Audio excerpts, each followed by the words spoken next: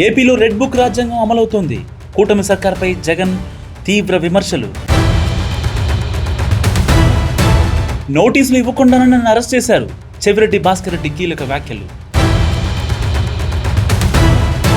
తెలంగాణలో phone tapping ముమ్మాటికి నిజం. నా ఫోన్ నా భర్త ఫోన్ ట్యాప్ అయ్యిందన్న షర్మిల. సెల్ ఫోన్లు ఇవ్వాలని కేటీఆర్కు ఏసీబీ నోటీసులు. గడువులోగా ఏసీబీకి ఫోన్లు ఇవ్వని కేటీఆర్, ఇవ్వాల్సిన అవసరం లేదంటున్న కేటీఆర్ లాయర్లు. ప్రాజెక్టులపై సర్కారుది ఉద్దేశపూర్వక నిర్లక్ష్యం. ప్రభుత్వ నిర్లక్ష్యంపై పోరుకు సిద్ధమన్న కేటీఆర్. పంటల మద్దతు ధరలపై చంద్రబాబు సమీక్ష.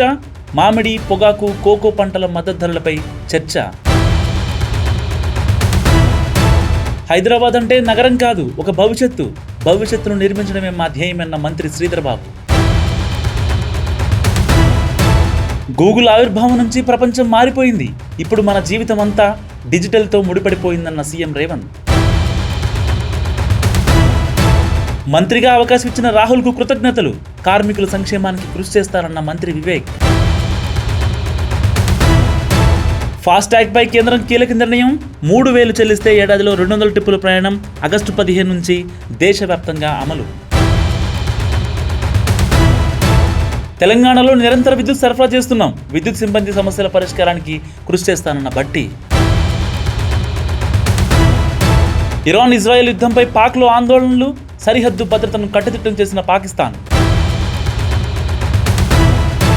త్వరలో బీఆర్ఎస్ ముఖ్య నేతలతో భేటీ కానున్న కేసీఆర్. రైతుల పక్షాన మరో పోరాటానికి సిద్ధమవుతున్న బీఆర్ఎస్. 4 ఎకరాల వరకు రైతు భరోసా నిధులు జమ.